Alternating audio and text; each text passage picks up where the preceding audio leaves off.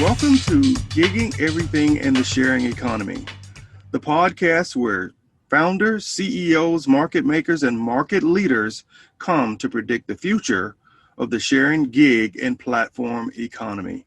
And speaking of market experts, we want to welcome back to the show our co-host, Elle Tucker. Eleanor, how are you doing today?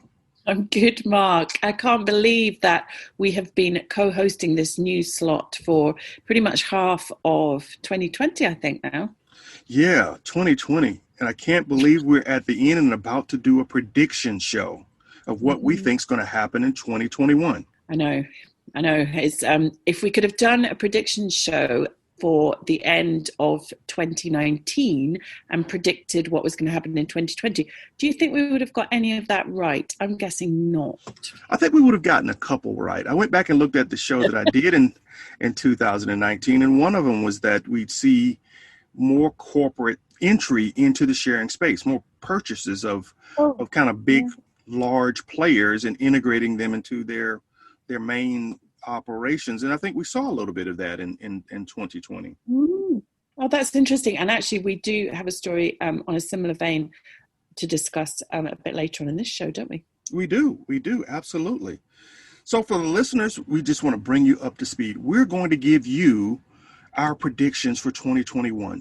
2020 has been a difficult year for the globe, and many predicted that it would be the demise of the sharing economy.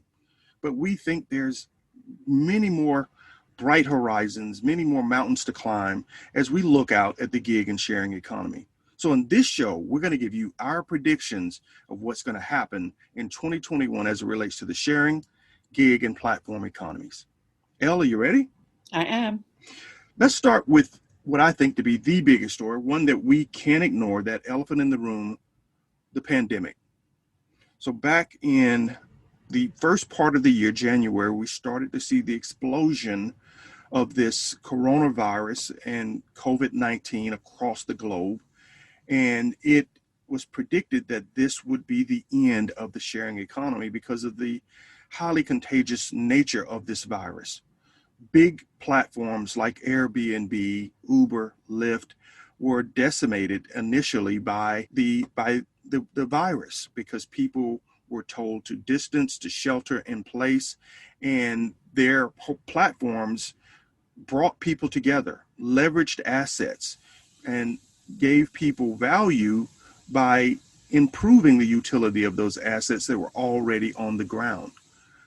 The virus initially made the market run to every corner. People stayed in their homes, people looked for alternate transportation, and we saw Airbnb's revenue drop dramatically. We saw Uber and Lyft's revenue drop dramatically. And as we saw that, we got predictions from everyone in the space that the sharing, gig, and platform economies were dead.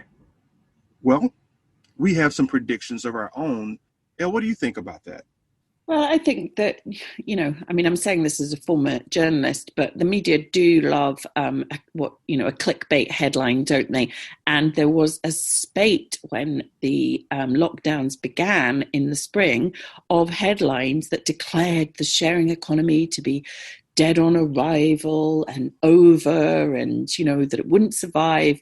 And I think they were often, and even though many of these articles were for big publications, there was one particularly in The Economist, which is a UK publication, they were really not very well researched, because the fact is that the sharing economy is a business model. It's not a sector, and it spans many sectors. And really, some of the sectors that didn't fare very well in the beginning of the lockdowns were obviously the travel sector. And, people just looked at what was happening with Airbnb. They were laying off people. Of course they were. And of course, that was the reason to do a story about the sharing economy being dead. But the reality was really different. People, as you say, were sheltering in place, but they were also turning to their phones and their laptops to access goods and services, to access deliveries, to connect with their local community. They were maybe furloughed or had been made redundant. they maybe wanted to use a gig economy platform to find extra work. So there was lots of areas of the sharing economy that actually started to see an upsurge in interest in their offerings. So, these types of story, lots of people clicked on them and just thought, oh, well, if they didn't like the idea of the sharing economy, then to them it was a dream come true. But we know better. And it's not just about Airbnb. It's a really exciting business model that spans a lot of sectors, and some of them have really prevailed and come good in these times. And so the stories that we're going to be talking about today are obviously ones that we've talked about during 2020 and reflect trends that we are going to see onwards, and really positive trends at that. Absolutely right. There were a mass shift in trends that moved away from some of the initial infrastructure, but those shifts only opened up more opportunities, as I think we both agree, in the sharing gig and platform economies. So we saw a shift to people buying cars and moving to the suburbs. We saw a shift to people working at home. We saw a shift away from traditional dining facilities, restaurants and fast food places, and people were cooking at home. So you're right, we saw a shift away from what was initially built as sharing gig and platform infrastructure, but it created new opportunities for people to build communities around this normal that was created after the pandemic started to set in. And we saw some really big stories that emerged shortly after shelter-in-place orders were put in place, and people couldn't go out to places like public swimming pools. So I think you had a great story that you highlighted as one of your big stories of the year that you wanted to share around that. That's right. And this startup, they had been going before the pandemic, but I think what this story is all about really is innovative sharing economy startups who had maybe began before the pandemic really coming through at this time. And this was about Swimply. This story was actually covered in a few publications. I think the story that I talked about was actually on CNBC website. And this was in the autumn that we talked about this, Mark. And I think that during the summer, people had, well, actually, maybe it was in the summer we talked about it, but I think during the summer, particularly in the US, and I believe this company has spread to and reached Australia now, people had not really wanted to go to their public swimming pools. So this is Swimply, the Airbnb for swimming pools. As you know, I'm not very fond of the Airbnb for, but it sums it up quite nicely. So if someone has a pool, then you can book that and use it just with your family or your own bubble or your isolation group that you're in. And that way avoid mingling with the public, and you're able to maintain social distancing. So this is a great example. And the trend I think this represents is companies who have pivoted maybe during the pandemic, or their idea has been picked up because it's become even more relevant during the pandemic. And they have, they've really come through during this time. And I think there's going to be more of this, more innovative ideas, because people's behavior has changed. The exciting thing about the sharing economy is that people come up with a lot of ideas. I love the ideas around it, really innovative ideas, and people are quick to move on them. You see startups coming through, they set up and the technology is there, and they get going really quickly. So I think what we're going to see in 2021 as a trend is people using the way that we have changed our daily lives to create solutions, platform-based solutions. And, we're going to see some great ideas just like Swimply coming through. Yeah, I agree with you. The pandemic forced people to spend more time in their homes, and they started to realize that there were some assets that could benefit the community that were going underutilized, that probably would not have emerged as quickly if the pandemic had not set in. And the swimming pool is a perfect example. What I predict is that we're going to see, as a result of that, more focus on the design of the home, more designer outdoor spaces that can be shared, like the swimming pool, that will be part of new home construction, more configurable floor plans for homes that allow for to truly have an open home that can be shared or used for some of the other stories that we talked about this year, babysitting, because that became an issue when people had to stay at home and homeschool, was that there just wasn't enough space set up for that sort of activity.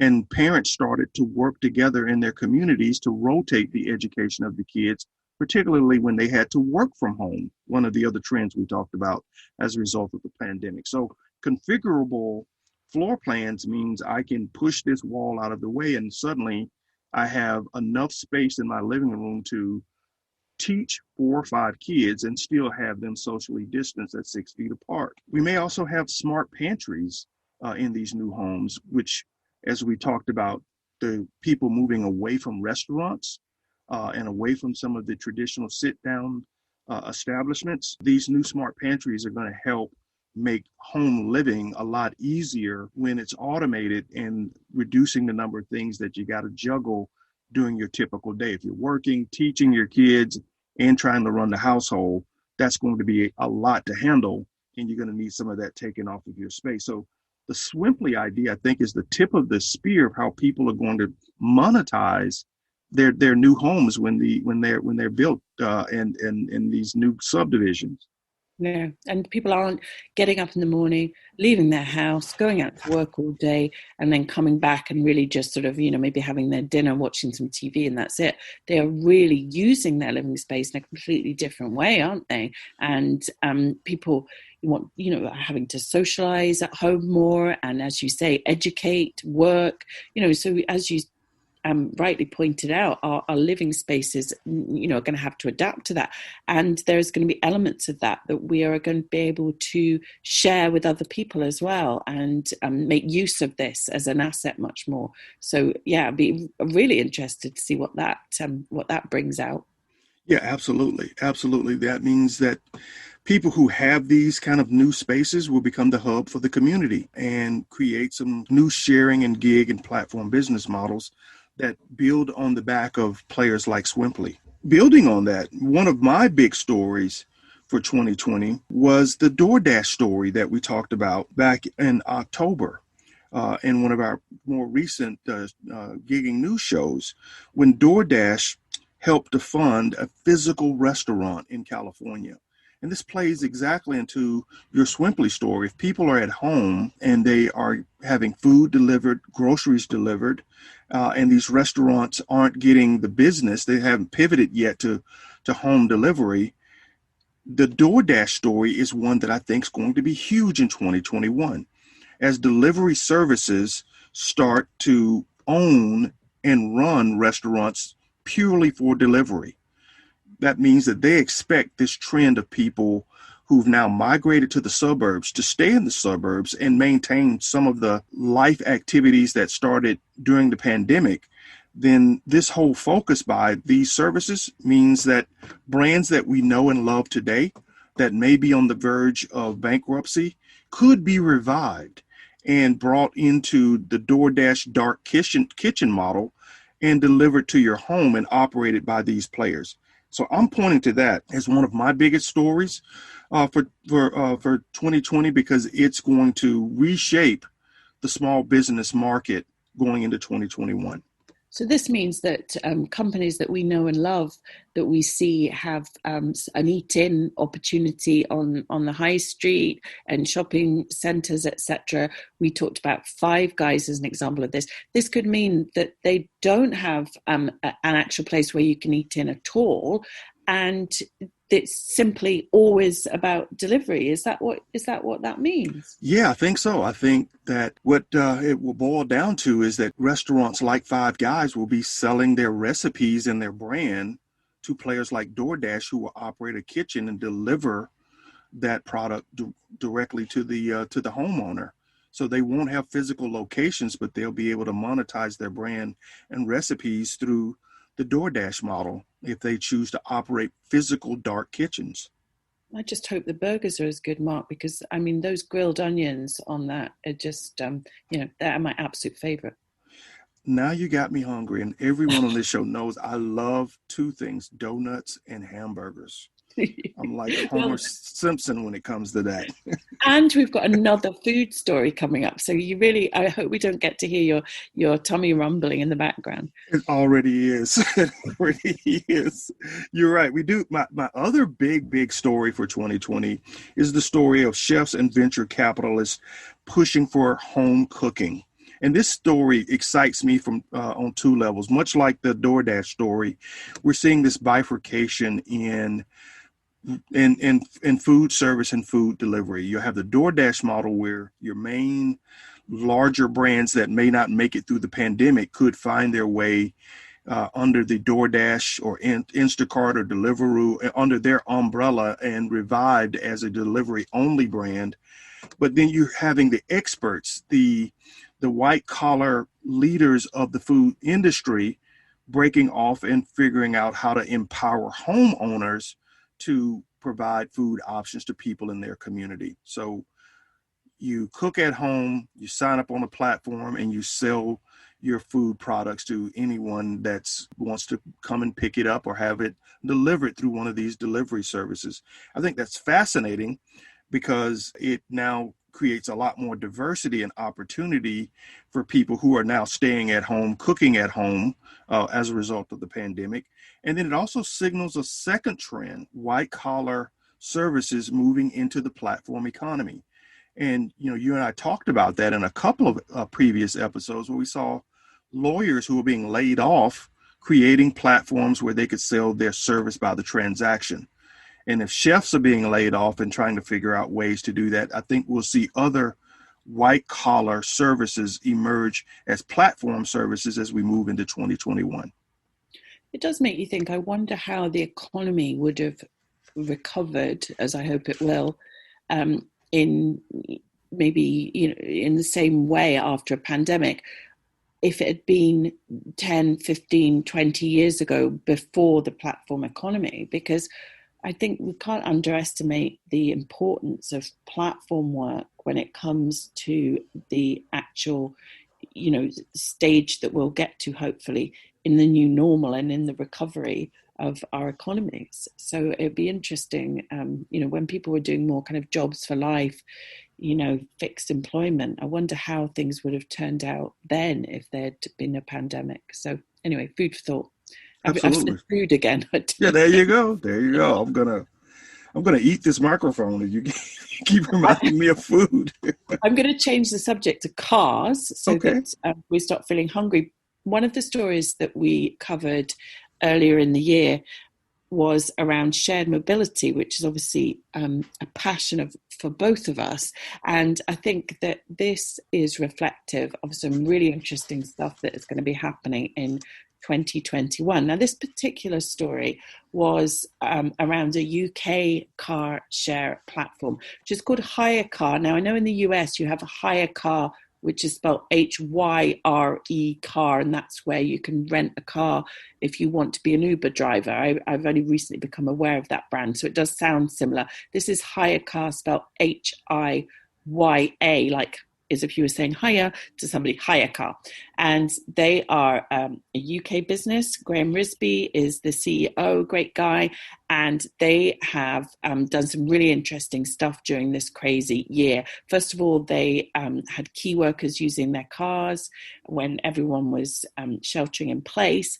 And then they have seen a real uptake in people using their peer-to-peer car sharing platform in the later stages of lockdown where people are able to move around a bit more. So I think it's a case of why and what does that mean for 2021? So I think why maybe people have been working from home more. They're realizing they don't need their car because they're not commuting anymore. So that car is maybe sitting outside and has done so for weeks on end during lockdown. But they're also thinking, if I don't go back into the office full time, do I really need this big hunk of metal that costs thousands of pounds sitting out there, depreciating in value? So it's interesting the way that more people are thinking, no, maybe I don't want ownership. Or the flip side of that is maybe people are thinking, how can I make money out of an underutilized asset now that maybe my income has decreased because of the pandemic, and they've looked at their car and thought this could be a good way to earn some extra money. But the flip side of the whole thing is that we've seen people moving out of the cities, moving into the country or the suburbs, as you mentioned. I mean, here in the UK, if you get out of the city, you're more likely to just be in the country. But obviously we have suburbs in the bigger cities. But I mean, an hour out of Edinburgh, and you're in the depths of the depths of the Scottish countryside. And many people have chosen to uproot and move out. But of course, if you do that, you might be working from home more, living a more rural life. Great, but you're going to need your car because the transport infrastructure isn't necessarily there in these more remote places.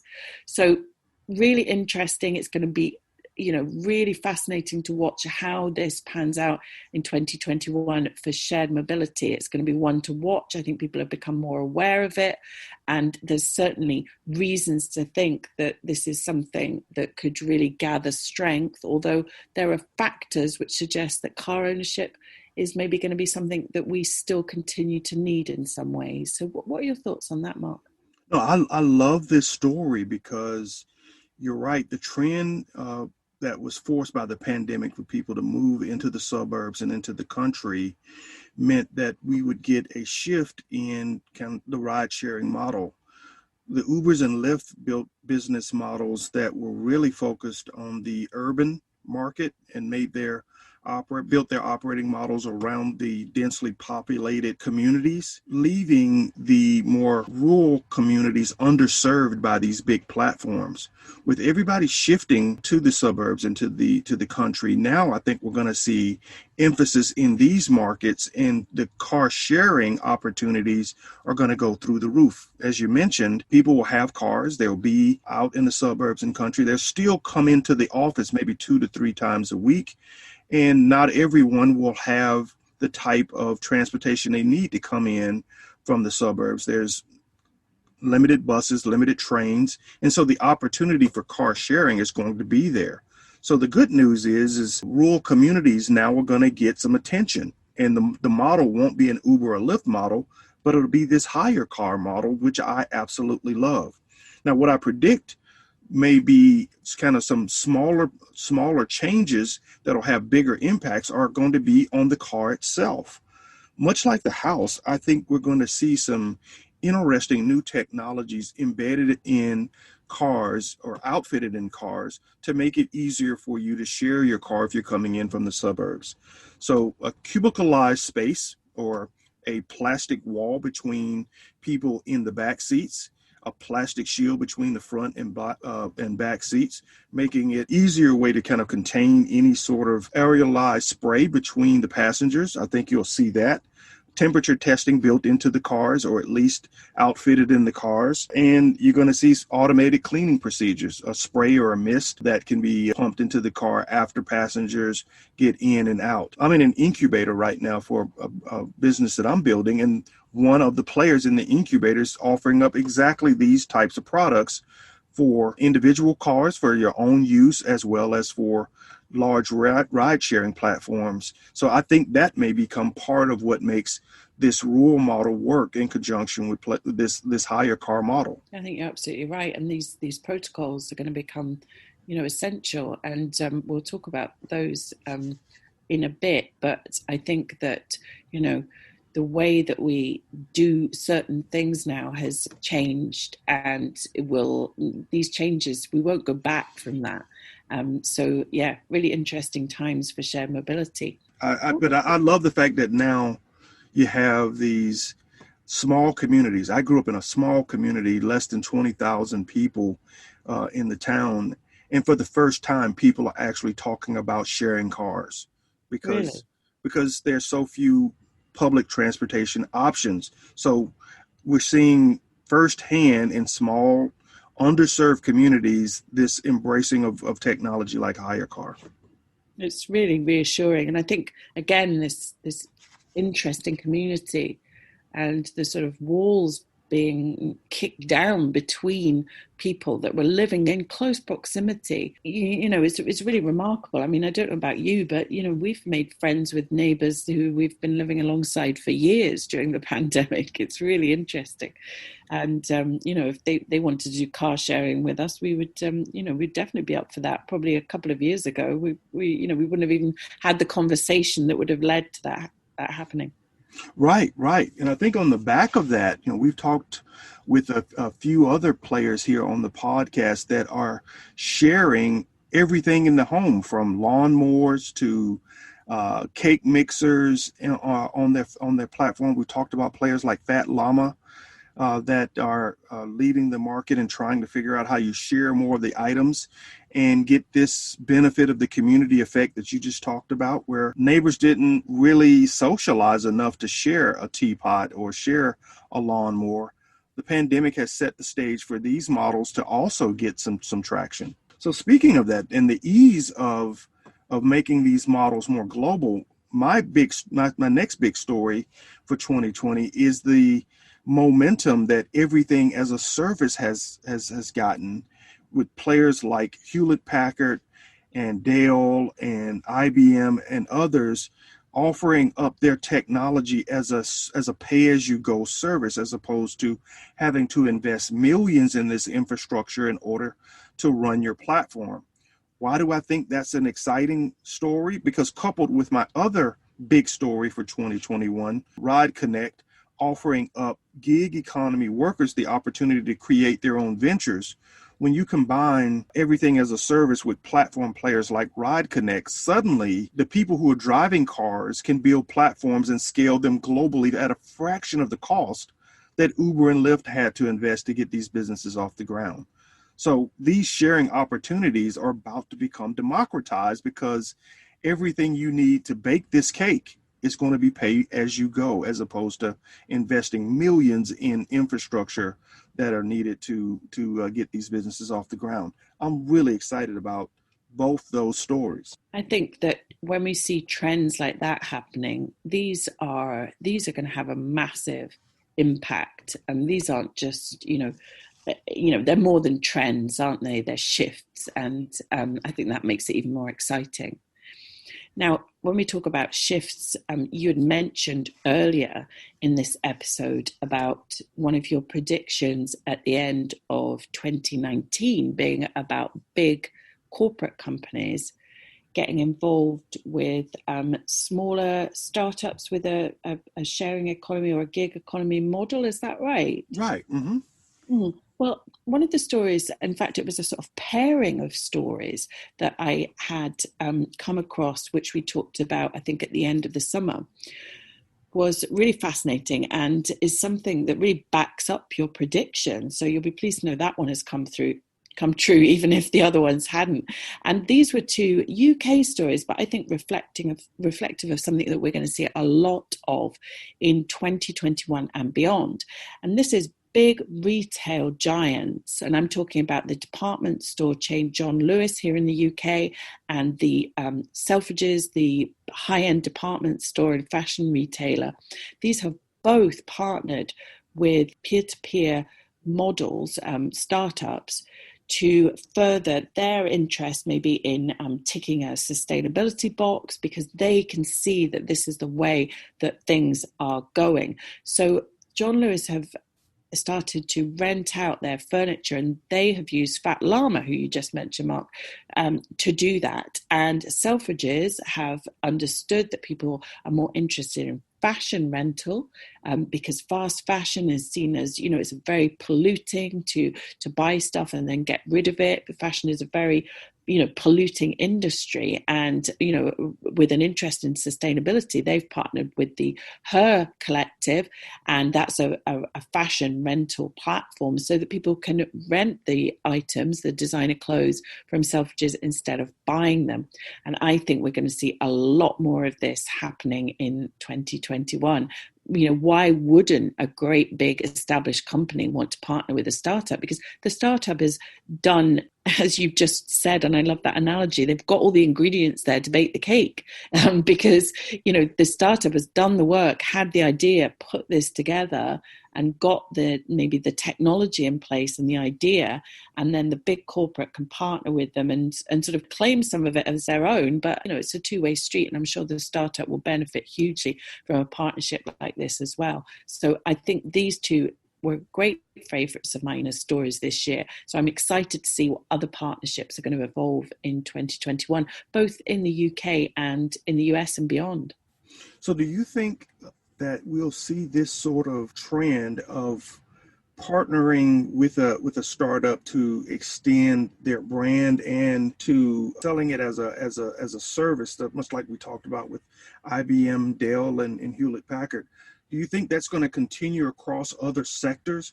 Because it just based on the two stories we just put together, it looks like we're at another shift point, as you mentioned, that large corporations are saying maybe we aren't going to always sell the stuff we make. We're going to put it out and share it. And if they've gotten to that nexus point, just about everything we see in our economy could be on the verge of flipping in a different direction. Yeah, towards access over ownership. And this is a huge trend. People are really moving away from the idea that they have to own it. It's a Netflix idea, isn't it, that you subscribe to something, you consume that thing, and then with Netflix obviously you don't have to give it back, but you don't own it. Do you remember when we used to all have shelves that were sort of groaning under the weight of our videos and our DVDs, and all this is moving to a place where we take and use what we want, and then we don't own a thing. We've just subscribed to that. And the possibilities of this are huge. And more people get on board with the idea that they don't need to own something to experience it, then the possibilities are going to be endless. Yeah, I think it will get us to a point where the social benefit to more communities is opened up because of the shift in this sort of thinking. Like you said, in order for you to really enjoy movies 10 years ago, you had to have a blockbuster, in your basement. Now you don't. And so the barrier to entry for people of all income levels is lowered. And if we do that for fashion, if we do that for furniture, if we do that for, everything, then we're at a point now where more people can actually participate in the economy. And that excites me. Yeah, me too. Well, speaking of participating in the economy, my last big story for 2020 was the Uber and Lyft order that was placed on them by the California judge that classified their drivers as employees. That was a order that kind of was like the shot that heard around the world. People thought that would continue to gain momentum in other states and that it would be a death blow to the ride sharing economy. The pushback against that legislation came from every direction, as we talked about in an earlier Gigging News episode. The companies using their platform as a way to spread their message and to organize vote, which was an interesting new way to politic. And the users of the platform coming out in droves and organizing themselves to push back against this right as the pandemic was setting in, which I think they were signaling two things. One, as the economy started to falter, the gig economy was their safe haven, and over-regulating it meant that there would be fewer opportunities. And so the public pushed back against this and gave Uber and Lyft a second chance at trying to figure out how to make this model better by defeating the sharper edges of this legislation.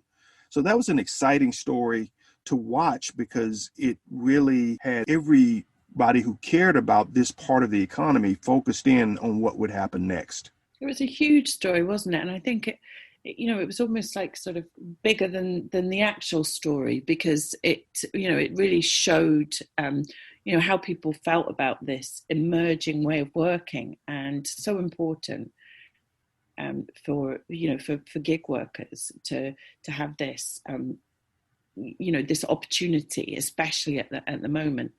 And obviously, we talk about Uber and Lyft. These are often the sort of the poster children of the sharing economy, aren't they? And rightly or wrongly, the third one in the holy trinity is always Airbnb, and they have not been far from the headlines all year. We've had a few Airbnb-related stories in our news segments over the year, haven't we, Mark? We have. We love Airbnb on this podcast and try to work them into almost every show, I think. Well, yes, and we talked. There's never a dull moment with Airbnb. No. We talked earlier in the autumn, the fall, about the IPO, the impending IPO as it was then, and we talked about why they were doing it now, and we chewed over this, and of course it has happened, and Airbnb have gone public, and their value has shot to over 100 billion in a phenomenal Wall Street debut. So that's happened. How we're all reeling, but yes. I wonder what this means, and it's interesting, isn't it? Because a company like that, and you and I have talked about Airbnb, it's a love-hate thing with these guys. And I think that what we can say that they're very good at doing is adapting. And they've already announced that they've got somebody from Apple joining them, haven't they, right, as an innovator. Yeah, we covered that news story as well. So I think, what does this say, this IPO? They've had a tricky year. Everyone's had a tricky year, but they've particularly been caught up in the travel world, had a tricky year. But they have, certainly moved quickly with this IPO. There's probably lots of reasons going on in the background in terms of investors, etc., that they've done this. But the reality is that travel is never going to go away. And if they can adapt to the new way that people are traveling, I'm thinking in terms of experiences, staycations, this type of maybe a move away from the type of travel that was around when Airbnb was born over a decade ago. They can adapt to that and change and innovate, then they are set to survive. And certainly their Wall Street debut is suggesting that. Now, you're a host, aren't you, Mark? So tell me what it's been like for you as an Airbnb host. I think Airbnb has been very responsible as a corporate partner in terms of trying to help and manage through. Now, we've covered a few stories where hosts were willing to even force Airbnb's hand when they initially sided with the customers and canceled a lot of the reservations without giving notice to the host. And that was a big story. And I think Airbnb learned a lot from that experience. Since then, they have moved forward in trying to make sure that protocols are in place, that hosts agree to a certain methodology in terms of setting and staging up their bookings, putting gaps between stays so you have enough time to execute these new protocols. And all of that signals to me, like you said, that they're being very flexible and adaptive. They've also started to dig deeper into, as you say, staycations and managing experiences. So that new revenue stream of integrating everything around your Airbnb home, be it the coffee shops, jazz bars, or carnivals, whatever's going on in your community, integrating those experiences onto their platform as a way to create new revenue opportunities are all part of what I think you're saying is going to make them a more dynamic company in 2021. And that's what I'm seeing as a host. They've been very open with how they plan to try to move past the pandemic and create better localized opportunities in each of the communities that they serve. And we've talked to other startups like ShareMarket that's also trying to crack the code on how to make that work. And that may be part of that 2021 that we see with players in this space that are now focused more on the experiences in addition to just providing someone a bed and a pillow. That's right. And it'd be interesting too to see what these protocols are like as they evolve, because obviously, you know, when moving around and traveling came back in a bit in the summer, it was very much to do with cleaning protocols and hand washing and mask wearing. All this, we're obviously still seeing this, but as the vaccine starts to filter in, I wonder what these regulations are going to look like in terms of home sharing. Is it going to be the case that the host has to be vaccinated? We've heard about airlines touting the idea that people might have to have a vaccine certificate enabled to, you know, in order to go on a flight. So I wonder how these types of regulation are going to filter through to the platforms, to Airbnb. I wonder if you're going to need to have that certification in order to stay in someone's home. I don't know how that's going to pan out. So again, this is a bigger news story ahead, I think, in 2021. So we'll hopefully revisit that theme and see what this new vaccine, you know, protocol is going to look like when it comes to travel. So we were talking a little bit about the vaccine rollout, and you're already seeing people you know that are lining up to get the vaccine. That's right. In the UK here, so several people who I know who do work for the NHS, because obviously that's a priority group, have got it. My sister's getting it in a few days' time. And in terms of people over 80, then I know people whose elderly parents have already received it. My mother isn't 80 yet, so she will be not quite yet. But I definitely know people who've had it. So it does feel like it's something that's happening here. Yeah, my prediction is that, I guess fortunately or unfortunately, we may see Airbnb move closer to the Chinese model, where the home sharing models there require a real tight grip on who's going in and out of the property, a real focus on registering each guest so that you have information on them and can track and trace them. You know, one of the other buzzwords for 2020 was contact tracing. And, you know, there was real discussion and pushback around being able to monitor people after you know they've been in contact with someone that's had the virus. And so I think, or I predict, Airbnb will have to implement some of that in 2021 in order to have a more responsive and responsible platform, and overlaying the points you made about the vaccine. Who has it, who doesn't, where are the risks, and can we contain that risk if we find that there are problems? And I would be surprised if they're not looking at ways to try to figure out how to lock that down going into the new year. I think there's a lot of people very busy behind the scenes at many of these big platforms, just really both trying to predict where things are going to go, but also just trying to create the technology that whichever way things move, you know, they can move quickly to adapt depending on, you know, on what happens. Because I think one of the things we've really learned from 2020 is that, you know, you can kind of predict, you can kind of think that you'll have a certain year and things can really not go according to plan at all. So if one thing has come out of this year, it's certainly maybe made us a bit all more adaptable. Absolutely. Now, one thing I can predict for next year is that I will go into next year really happy that I met you. This has been a terrific year, and you have been such an incredible and insightful host of the gigging news shows, and it, quite frankly, reinvigorated my passion for this segment of the economy. So going into our end of the year and going into the holiday season, your presence on the show has been the greatest gift for me in 2020. And I just want to say thank you.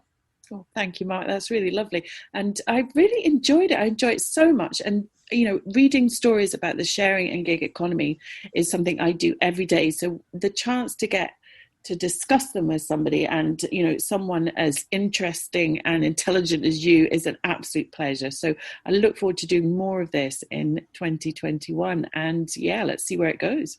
Absolutely. And for each of you in the audience, we thank you. Elle and I were just talking prior to starting this episode at how happy we are whenever we get an email or a message from a listener who says they've enjoyed one of these segments, and it just reinvigorates our spirit to know that we aren't the only geeks and nerds that enjoy this gigging platform and sharing space. And we hope that some of what we provide gives you some insight and information about the platforms that we love the most. So guys, happy holiday, happy new year, and we look forward to sharing more gigging news with you in 2021. Guys, if you like what you heard in this prediction show, please subscribe to the podcast. We would greatly appreciate it. You know what else would make us happy going into the new year? If you'd leave us some comments. Give us a like. Share it with your colleagues. That's the greatest gift of all, at least for a podcaster. And if you do all those things for us, it'll help us with those pesky algorithms and push us up further in the rankings. Now is a great time to subscribe because we have some exciting interviews planned for you for 2021. We have Awana Polog. She's the head of partner value at App Jobs Institute. She's going to be talking to us about some exciting stuff they're doing in the gig and sharing space. We have Marianne Olson, a leading consultant in the gig space and an author, and she has a lot to tell you about how to optimize this emerging part of the economy. We have Joseph Woodbury, the CEO of Neighbor. Yeah, you know those guys that share everything that you have in your house? We got a chance to sit down with him at the end of the year and talk about his business and just how dynamic it is. You don't want to miss that interview either. Hit the subscribe button and be among the first to get these episodes. Make sure you follow us on social media. All of the links will be listed in the show notes so that we can continue the conversation after the podcast ends. Everybody knows that the after party is just as fun as the party. And for all of you who are building, launching, or growing your startup, 2021 is going to be your year. Keep that positive attitude. It has been a tough year in 2020. And we here at the Gigging Everything in the Sharing Economy podcast are rooting for you. And we'd like to talk to you and share your story. So follow us, reach out to us, and let's start a conversation. Let's share your story with our audience. I'll tell you one more time before we close out the 2020 year. If you're not breaking something, your company might be the next thing that gets broken. So make sure you disrupt or die.